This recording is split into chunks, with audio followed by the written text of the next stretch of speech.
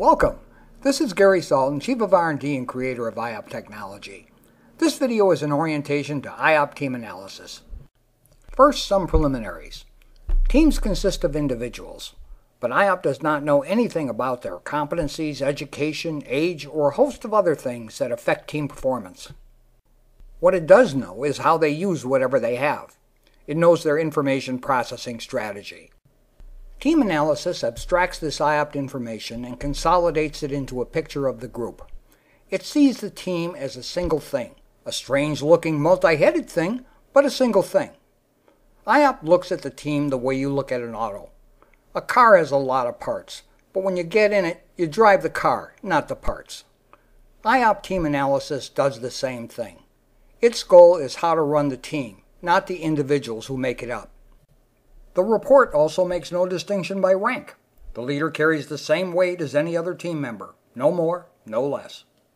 The reason is that the report is trying to assess the dynamics of the group as a group. It is this dynamic that must be managed. IOP team analysis defines this dynamic. It then offers ways it can be managed, whether by the team itself or by the leader. Now let's get to the report itself. The first page is an executive summary. It is for those who just want to get to the point and move on. Like any other summary, you will lose information, but it will give you a quick overview. Supplemental comments section is next. It identifies team strengths and exposures, and what to do about them. Change a team member and the contents can change. This section is full of redundancy. The reason is that IOP does not know about a team's circumstances. Giving options on different ways to get something done lets a team adjust for local conditions. Up to this point, we've seen the executive summary and the supplemental comments sections. You now know what the exposures and strengths are, and you know how you might want to go about managing them. The next sections explain the reasoning behind the what and the how. It is going to give you the why. The why analysis starts with individual effects. It is not about who the members are. It is about what they are bringing to the party. This is the first page of the why section. And this is the top graph on that page. It counts the dominant style of the team members.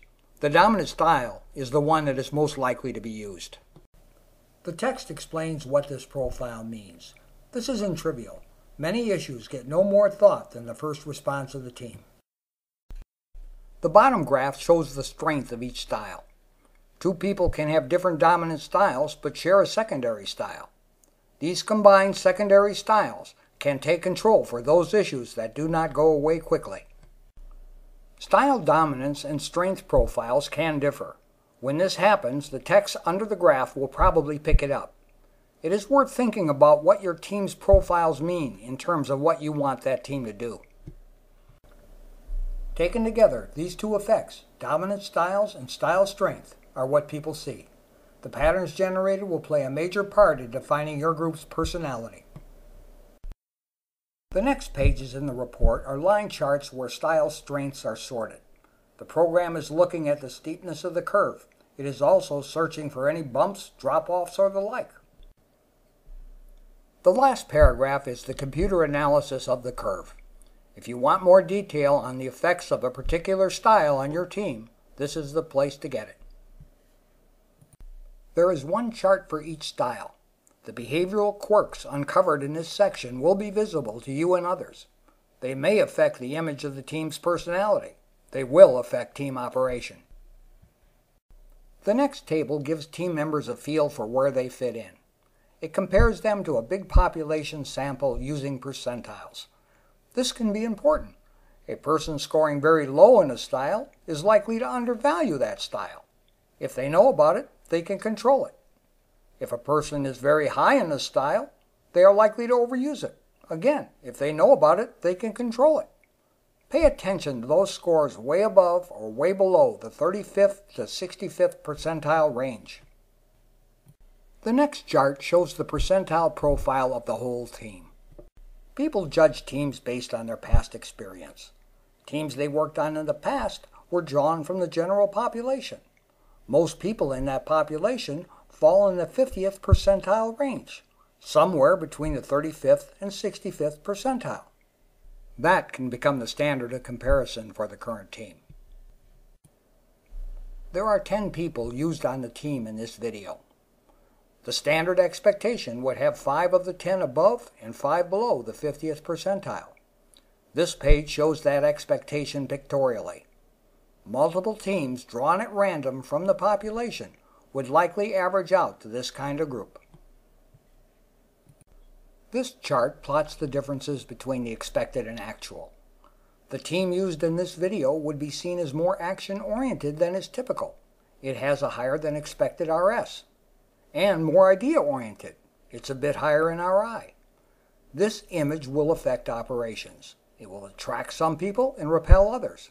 It will cause some projects to flow in the team's direction and divert others. If the team knows about this condition, they can act to offset its negatives and magnify its strengths. I just went through a lot of mechanics. On a practical level, just look at the jaggedness of the distribution. The more the profile deviates from a straight line through the middle, the more the team will be seen as stronger or weaker than a typical team. Looking at the jaggedness is usually enough to give you a quick picture. The next section looks at joint effects. In other words, how the styles of team members interact with each other. It is looking at the group as a group, in other words, as a single unit. This is one of 3 pie charts that leads into this section.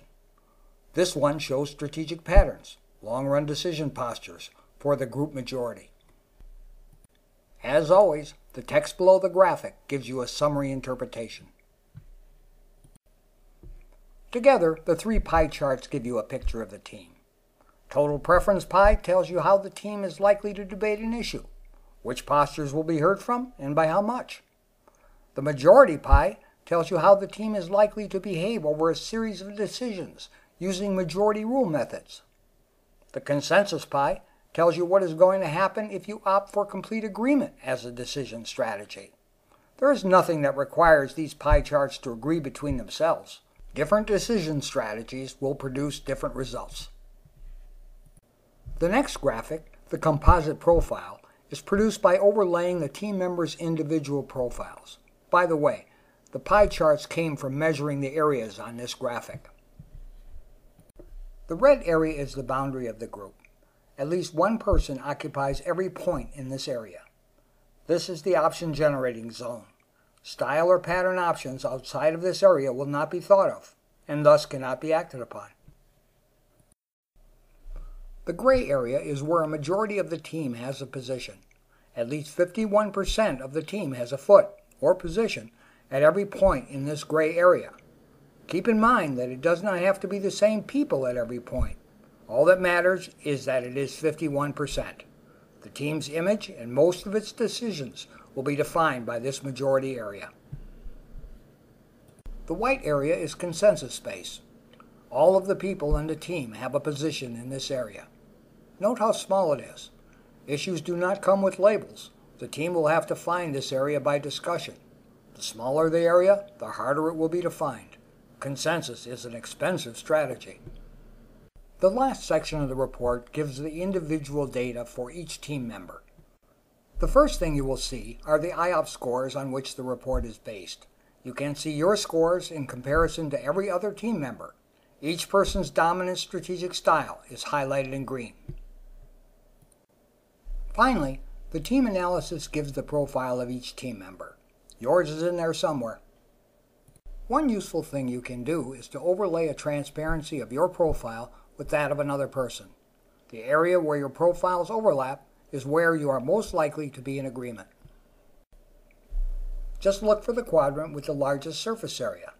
That is the strategic pattern you are most likely to evidence when working together with this other person. Well, that's it. I hope that you found this thumbnail summary useful. And thank you for viewing this video. If you want more information on IOP, you can go to our websites at www.iop.com or www.oeinstitute.org. Thank you again for your interest in IOP technology.